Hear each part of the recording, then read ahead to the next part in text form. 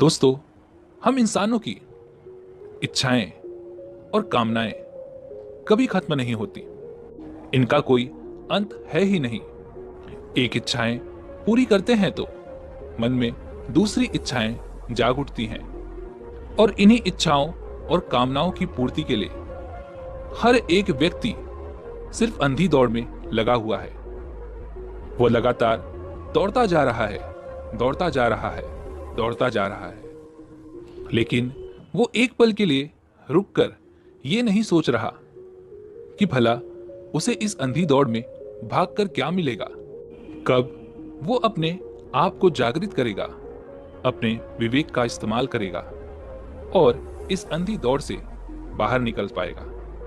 दोस्तों, आज की ये छोटी सी कहानी हमें यही सिखाती है कि किस तरह से एक व्यक्ति अपने जीवन में सिर्फ अंधी दौड़ में लगा हुआ है अपनी इच्छाओं और अपनी कामनाओं की पूर्ति के लिए। ये कहानी बहुत पहले की है। किसी नगरी में एक बड़ा ही दयावान राजा रहा करता था। वह राजा बहुत ही दानी था। वह राजा लगभग हर महीनों में एक बार अपनी प्रजा को दान दिया करता था। दान में चाहे उसे कोई कुछ भी मांग ले तो कभी ना नहीं करता था। जो भी मांगना चाहे राजा से मांग सकता था, और जो कोई राजा से कुछ भी मांगता था राजा वो उसे अवश्य देते थे। इसी प्रकार एक महीने राजा दान कर रहे थे। वहां पर हजारों लोगों की भीड़ उमड़ी हुई थी। उन हजारों की भीड़ में जो कोई कुछ भी राजा से मांग रहा था वो सब उन्हें दान किया जा रहा था। राजा भी प्रसन्न था और उनकी प्रजा भी बहुत प्रसन्न थी। लेकिन इस भीड़ में एक फकीर भी आया हुआ था। वह फकीर जैसे तैसे उस भीड़ में शामिल हो गया और अपनी बारी आने की प्रतीक्षा करने लगा। धीरे धीरे सभी लोग अपना दान लेकर जा रहे थे और अब उस फकीर की बारी भी आ चुकी थी। जैसे ही उस फकीर का नंबर आया तो राजा के एक अधिकारी ने उस फकीर से कहा कि बता, तुझे क्या चाहिए? तू जो कुछ भी मांगेगा राजा वो तुझे अवश्य देंगे। तुझे जो कुछ चाहिए वो तू बिना झिझक राजा से मांग सकता है। बता, तुझे क्या चाहिए? इस पर उस फकीर ने कहा कि मैं तुमसे बात नहीं करना चाहता, मैं सीधे राजा से बात करूंगा। मुझे क्या चाहिए और क्यों चाहिए ये सब मैं सिर्फ राजा को ही बताऊंगा। अगर मैंने तुझसे वो मांग लिया तो तू मुझे कभी नहीं दे सकता। इसलिए जा और राजा को बुलाकर ले आ। और राजा जिस दिन भी ये दान करते थे उनकी आदत थी कि वो किसी को भी खाली हाथ नहीं जाने देते थे। इसलिए वह अधिकारी उस फकीर को भगा नहीं सकता था। वह तुरंत राजा के पास गया और राजा को उस फकीर के बारे में सब कुछ बता दिया। उस अधिकारी ने राजा से कहा कि बाहर एक फकीर आया हुआ है और वो सिर्फ आपसे ही दान लेना चाहता है। मैंने उससे पूछने की कई बार कोशिश की कि बता तुझे क्या चाहिए, लेकिन उसने मुझे बताने से मना कर दिया। यह सुनकर वह राजा खुद ही उस फकीर को दान देने के लिए बाहर आए।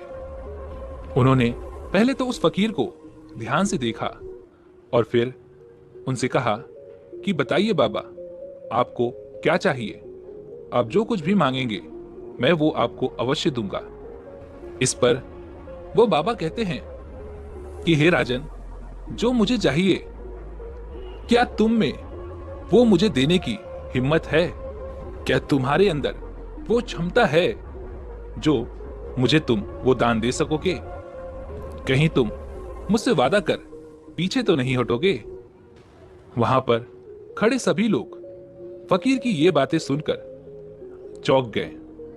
उन्हें लगा कि लगता है कि आज ये फकीर राजा का राजपाट इनसे ले लेंगे।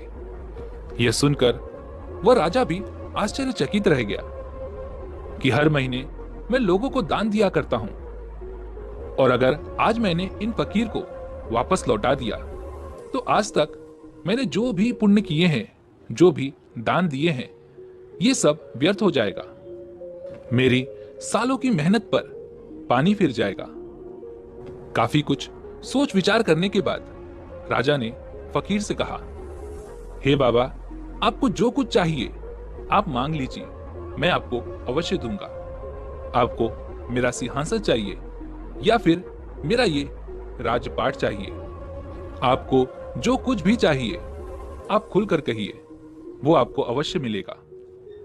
इस पर वह फकीर राजा से कहता है, मुझे इन छोटी छोटी चीजों में कोई भी दिलचस्पी नहीं है, मुझे तो कुछ और बड़ा चाहिए, इतना बड़ा कि शायद तुमने कभी सोचा भी ना हो। क्योंकि आज तक मैं जहां भी गया हूं मैंने अपने मन से ही दान लिया है, और आज तक मुझे कोई भी मेरे जी भर का दान नहीं दे सका। तो बोलो, क्या तुम मुझे वो दान दे सकोगे? क्या तुम इसके लिए तैयार हो? एक बार फिर सोच लो, अभी भी मौका है। बाद में पछताने से अच्छा है कि तुम मुझे अभी ना कह दो। राजा को उस फकीर की बात दिल पर लग गई। उसने उन फकीर से कहा कि मांगिए, आपको क्या मांगना है? आपको जो कुछ चाहिए वो मैं सब कुछ दूंगा। हमारे राज्य में किसी चीज की कोई कमी नहीं है।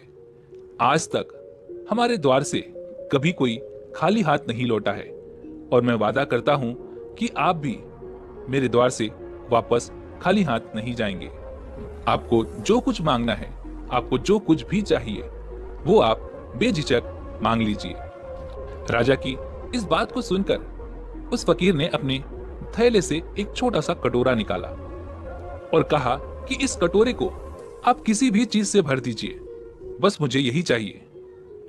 फकीर के उस छोटे से कटोरे को देखकर राजा और वहां पर खड़े सभी अधिकारी जोर जोर से हंसने लगे।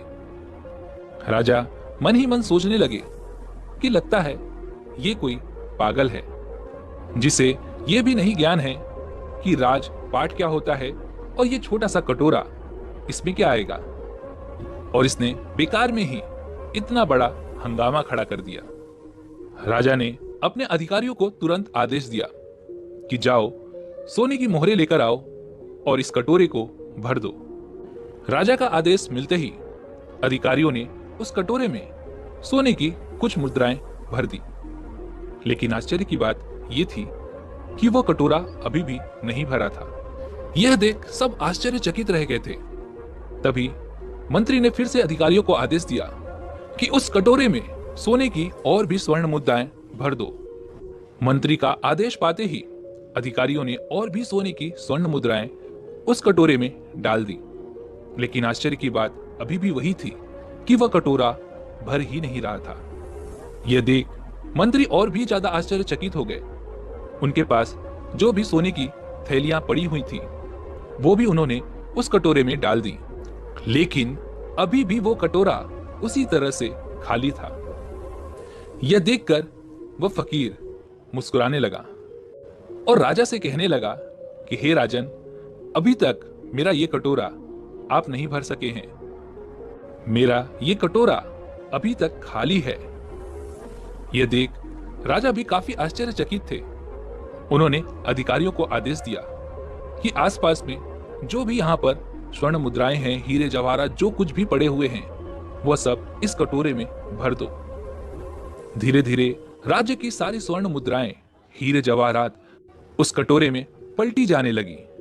राजा के राजकोष से भी धन आने लगा और उस कटोरे में डाला जाने लगा। लेकिन धीरे धीरे राजा का राजकोष भी खत्म हो रहा था और अभी तक वो कटोरा भरा नहीं था। आश्चर्य की बात यह थी कि उस कटोरे के अंदर जितना भी धन डाला जा रहा था वह गायब ही होता जा रहा था। उससे वह कटोरा भर ही नहीं रहा था। यह सब देख वहां के सभी लोग आश्चर्यचकित थे। राजा, मंत्री और अधिकारी सभी को पसीना आने लग गया था। यह देख वह फकीर राजा से कहता है कि हे राजन, अगर आप मेरे इस कटोरे को नहीं भर सकते तो कोई बात नहीं, मैं आपको माफ कर दूंगा और मैं यहां से चला जाऊंगा। लेकिन मेरी एक बात याद रखना कि फिर तुम कभी अपने आप को इतना बड़ा दाता मत समझना। जो मेरा एक छोटा सा कटोरा न भर सका, वो भला कैसा दानी। मैंने तुमसे पहले ही कहा था कि अगर तुम मेरे इस कटोरे को नहीं भर सकते तो तुम अभी भी पीछे हट जाओ, लेकिन तुमने मेरी बात नहीं मानी। यह सुन राजा को और भी क्रोध आ गया। राजा ने उस फकीर से कहा कि चिंता मत करो बाबा, मैं इस कटोरे को अवश्य भर कर रहूंगा। धीरे धीरे राजा ने अपने राज्य का सारा धन इकट्ठा कर लिया और उस कटोरे में डालना शुरू कर दिया, लेकिन वो कटोरा भरने का नाम ही नहीं ले रहा था। यह देख राजा, मंत्री और सभी अधिकारियों के साथ साथ वहां की प्रजा भी अब हैरान हो चुकी थी। वह डर रही थी कि कहीं इस तरह से राजा का पूरा राजपाट, राज्य का सारा धन इस तरह से बर्बाद ना हो जाए, और अगर इसी तरह से चलता रहा तो राज्य को चलाने के लिए भी धन नहीं बचेगा। राजा के मंत्री को एक युक्ति सूझी। उसने राजा से कहा कि हे राजन, अब तक हमने अपने राज्य का आधा से ज्यादा धन इस कटोरे में डाल दिया है, लेकिन यह कटोरा भर नहीं रहा। और जैसा कि इस फकीर ने खुद कहा है कि इस कटोरे को किसी भी चीज से भर दो, तो क्यों ना हम इस कटोरे को अपने राज्य के बर्तनों से भरने की कोशिश करते हैं। राजा को मंत्री का यह सुझाव उत्तम लगा। राजा ने तुरंत ही आदेश दिया कि राज्य में जो भी बर्तन पड़े हुए हैं उन्हें यहां लाया जाए और इस कटोरे में भर दिया जाए। देखते ही देखते राज्य में बर्तनों का एक भंडार सा खड़ा हो गया और वह उस पात्र में यानी फकीर के उस कटोरे में डाला जाने लगा। लेकिन कुछ ही समय बाद लोग फिर से आश्चर्यचकित हो गए, क्योंकि राज्य का सारा बर्तन खत्म हो रहा था। राज्य में बर्तनों की कमी हो रही थी, लेकिन अभी भी वह कटोरा भरा नहीं था। यह देख सभी लोग आश्चर्यचकित थे। वहां खड़े सभी लोग ये सोच रहे थे कि यह फकीर कोई मायावी है। इसने राज्य का आधा से ज्यादा धन इस कटोरे में भर लिया है और अभी भी यह कटोरा उसी तरह से खाली है। यह सब देख राजा और मंत्री को कुछ समझ नहीं आ रहा था। तभी मंत्री को एक युक्ति सूझी। उसने राजा से कहा कि हे राजन, लगता है कि हमें इन फकीर के सामने झुकना ही पड़ेगा। इसके अलावा हमारे सामने और कोई रास्ता नहीं बचा है। अगर हम नहीं झुकते हैं तो हमारे पास जो कुछ भी है वो सब हम अगर इस पात्र में डाल भी दें तो भी यह पात्र कभी नहीं भरेगा, क्योंकि यह फकीर कोई मायावी मालूम पड़ता है। हमें इनसे क्षमा मांग लेनी चाहिए। राजा मंत्री की बात मान जाता है और उन फकीर के सामने विवश होकर अपने दोनों हाथ जोड़कर उन फकीर से माफी मांगता है और कहता है कि हे बाबा, हम आपके इस कटोरे को भरने में नाकाम रहे। आप हमें हमारी इस भूल के लिए क्षमा कर दीजिए। इस पर वह फकीर जोर जोर से हंसने लगा और राजा से कहा, कोई बात नहीं, मैंने तुम्हें पहले ही कहा था कि इस कटोरे को आज तक कोई नहीं भर सका। तभी राजा ने उन फकीर से कहा कि हे बाबा, आप ऐसा क्यों कह रहे हैं कि इस कटोरे को कोई नहीं भर सकता? आखिर ऐसा इसमें क्या है? तभी उस फकीर ने राजा से कहा, हे राजन, ये कोई ऐसी वैसी कटोरी नहीं है। एक दिन मैं शमशान के रास्ते जा रहा था, तभी अचानक मेरे सामने इंसान की ये खोपड़ी आ गई और उसी खोपड़ी से मैंने इस कटोरे को बनाया है। यह कटोरा इंसान की खोपड़ी से बना हुआ है और हम सभी जानते हैं कि इंसान की खोपड़ी कभी नहीं भरती, वह हमेशा खाली ही रहती है। जीवन भर हम इस खोपड़ी में एक से एक बेशकीमती चीजें डालते रहते हैं, फिर वो चाहे धन हो, दौलत हो या फिर कुछ अन्य बेशकीमती वस्तुएं। फिर भी इस खोपड़ी में अपनी इच्छाओं और कामनाओं की पूर्ति के लिए जगह हमेशा खाली रहती है। यह खोपड़ी हमेशा कुछ न कुछ मांगती ही रहती है। इसके लालच का कोई अंत नहीं। हम इंसानों की खोपड़ी एक अंधे कुएं जैसी होती है। इसमें तुम जीवन भर जो कुछ भी डालते रहोगे, जो कुछ भी इसमें भरते रहो, लेकिन ये कभी नहीं भरती। जब तक कोई व्यक्ति जीवित रहता है तब तक वो अपनी इच्छाओं और कामनाओं की पूर्ति में लगा रहता है और इसी तरह वो अपना पूरा जीवन व्यतीत कर देता है और अंत समय आने पर भी उसकी इच्छाएं और उसकी कामनाएं समाप्त नहीं होती। क्या तुमने कभी किसी ऐसे व्यक्ति को देखा है जिसने ये कहा हो कि मेरी सारी इच्छाएं और सारी कामनाएं पूरी हो चुकी हैं? उस व्यक्ति के पास अब वो सब कुछ है और अब उसे कुछ भी पाने की इच्छा या फिर कामना नहीं है। हे राजन, हम मनुष्य की सबसे बड़ी समस्या ही यही है कि हमारे मन की इच्छाएं और कामनाएं हमें इस तरह से जीवन भर नचाती रहती हैं कि हमें एक पल के लिए ये सोचने का समय नहीं मिलता कि भला हम इस अंधी दौड़ में दौड़ क्यों रहे हैं, हमें क्या पाना है और क्या लेकर जाना है, जिस वजह से हम इस दौड़ में लगे हुए हैं। इसलिए इस अंधी दौड़ में शामिल होने से तो अच्छा है कि हम अपने लिए थोड़ा सा समय निकालें, खुद पर ध्यान केंद्रित करें, खुद को जागृत करने की कोशिश करें, अपने विवेक का इस्तेमाल करें और खुद को इस अंधी दौड़ में शामिल होने से बचा लें। क्योंकि जब तक हम अपने आप को शांत नहीं करेंगे, जागरूक नहीं होंगे, तब तक हम अपनी इच्छाओं और कामनाओं पर विजय प्राप्त नहीं कर सकते। और जब तक हम इन कामनाओं और इच्छाओं पर विजय प्राप्त नहीं कर सकते, तब तक हम इसी तरह से इस अंधी दौड़ में दौड़ते रहेंगे, बिना कुछ जाने, बिना कुछ समझे, और हमारा पूरा जीवन इसी तरह से व्यर्थ हो जाएगा। और जीवन के अंतिम समय में भी हमारे मन की ये इच्छाएं, ये कामनाएं हमारा पीछा नहीं छोड़ेंगी और हम इस जीवन के चक्र में यूं ही फंसे रह जाएंगे। इससे अच्छा ये है कि हम कुछ पल के लिए शांति से बैठें और ध्यान लगाने की कोशिश करें, खुद को जागरूक करने की कोशिश करें, जिससे आपको आपके जीवन में एक सही दिशा और एक सही दशा मिल जाएगी। क्योंकि दोस्तों, महात्मा बुद्ध कहते हैं कि जैसे हम भीतर से होते हैं वैसे ही हमें बाहर की दुनिया भी दिखाई पड़ती है।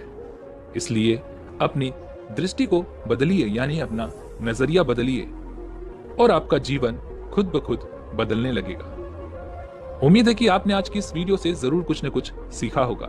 तो इस वीडियो को लाइक और अपने दोस्तों के साथ शेयर जरूर कीजिएगा। हमें ऐसे ही सपोर्ट करने के लिए चैनल को सब्सक्राइब और घंटी बटन को भी जरूर दबा दीजिएगा। चलिए मिलते हैं ऐसे एक और वीडियो में, तब तक के लिए अपना ख्याल रखें। धन्यवाद।